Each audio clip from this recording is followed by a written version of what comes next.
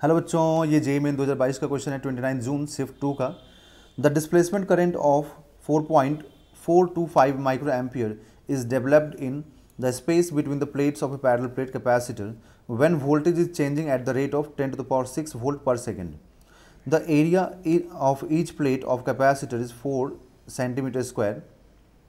The distance between each plate of the capacitor is x into 10⁻³ then x का value पूछ रहा है कि x का वैल्यू क्या होगा। ओके, अब क्वेश्चन को डायग्राम से समझिए। पहले यहाँ पर एक पैरेलल प्लेट कैपेसिटर है ना। पैरेलल प्लेट कैपेसिटर पहले दिखा दूँ बच्चों, ठीक है। इसमें मान लीजिए आपने बैटरी कनेक्ट कर दिया, तो बैटरी कनेक्ट करते ही ऑल ऑफ द सडन एक ही बार चार्ज तो नहीं हो जाता पूरा फुल, ये है ना। All of the sudden charge नहीं होता है ना। तो वोल्टेज का एक रेट दिया हुआ है कि भाई मतलब कैपेसिटर के प्लेट के अक्रॉस किस रेट से वोल्टेज चेंज होगा। इसके बीच का डिस्टेंस मान लीजिए d है, वोल्टेज आपने v दिया। तो यहाँ पर धीरे धीरे क्या होगा, जैसे आप यहाँ पे इसको कनेक्ट करेंगे, मतलब जैसे इसको ज्वाइन करेंगे बैटरी से इस कैपेसिटर को, तो धीरे धीरे यहाँ पर चार्ज का स्टोरेज होगा। यहाँ पे पॉजिटिव चार्ज, क्योंकि पॉजिटिव प्लेट से कनेक्टेड है, और ये फिर यहाँ पर नेगेटिव चार्ज का स्टोरेज होगा। तो धीरे धीरे जैसे जैसे चार्ज का स्टोरेज होगा ना, वैसे वैसे यहाँ पर इलेक्ट्रिक फील्ड भी क्या होगा, चेंज होते रहेगा। समझ में आया। और अगर इलेक्ट्रिक फील्ड चेंज होगा और चार्ज चेंज होगा तो इसके बीच का पोटेंशियल भी चेंज होगा। तो यहाँ पर देखा गया कि इसके बीच में जो करंट जनरेट होता है ना, due to changing electric field, ID क्या है, मतलब डिस्प्लेसमेंट करंट क्या है, ये है due to changing electric field, due to changing electric field के चेंज होने की वजह से जो करंट डेवलप होता है प्लेट्स के बीच में, उसको बोलते हैं यहाँ पर हम डिस्प्लेसमेंट करंट। इसको डिफाइन किया जाता है कि ID is equal to epsilon naught into, क्योंकि अगर यहाँ पर इलेक्ट्रिक फील्ड चेंज होगा तो ऑब्वियस बात है फ्लक्स भी चेंज होगा। तो डिफाइन किया जाता है कि flux change due to electric, मतलब rate of flux change due to electric into epsilon nought, ये डिस्प्लेसमेंट करंट हो गया। अब यहाँ पर एप्सिलॉन नॉट, अब देखो यहाँ फ्लक्स तो दिया हुआ है नहीं हम लोगों को, तो जो गिवन है उसके टर्म में कन्वर्ट करना पड़ेगा। तो आप क्या करेंगे कि फ्लक्स को लिख देंगे यहाँ पर electric field into area upon dt। अब यहाँ पर एरिया तो कांस्टेंट है प्लेट का एरिया, क्या कैपेसिटर के प्लेट का एरिया चेंज हो रहा है, नहीं हो रहा चेंज, तो वो फिक्स है। तो चेंज क्या होगा, इलेक्ट्रिक फील्ड, क्योंकि आपने यहाँ पर डिस्टेंस को चेंज बैटरी से कनेक्ट किया तो चार्ज चेंज हो रहा है। अब हम लोग ऐसा कर सकते हैं कि इसको हम कैपेसिटर के प्लेट का जो डिस्टेंस है ना उससे मल्टीप्लाई कर दें और डिवाइड कर दें। तो मल्टीप्लाई करते ही और डिवाइड करते ही, है ना, यहाँ देखिए ये हो जाएगा a epsilon not by d। तो इधर में क्या हो जाएगा, मल्टीप्लाई तो करना पड़ेगा आपको, ठीक है, पूरे इक्वेशन में। अब वापस से कैंसिल कीजिए, यही इक्वेशन मिल जाएगा।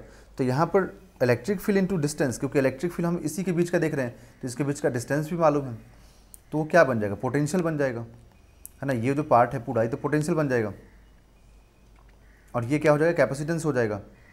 तो a epsilon not upon d into dv by dt। तो rate of change of potential तो हमें गिवन है, rate of change of potential कितना गिवन है, 10⁶ है। तो आप इसको यूज़ करेंगे अभी, ठीक है। आई होप आपको समझ में यहाँ पे आ गया होगा, ठीक है।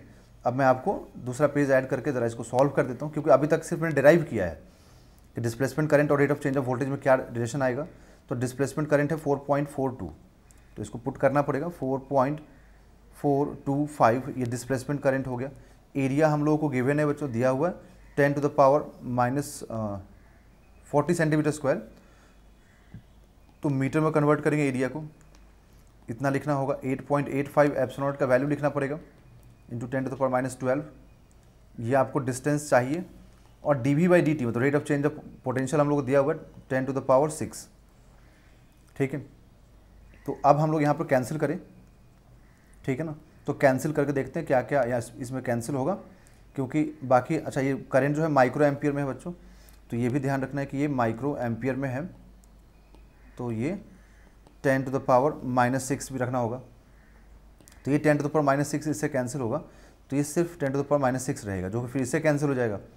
ओके, तो अब यहाँ से हम क्या लिखेंगे, d is equal to 40 into 10⁻⁻4 into 8.85 divided by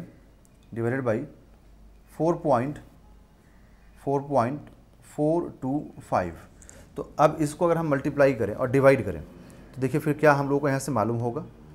तो 40 इंटू 8.85 ये आएगा 354 इंटू, ये पहले डिवाइड कर दें और फिर इंटू में कर दें 10 टू द पावर -4, क्योंकि 10 टू द पावर -4 गिवन है।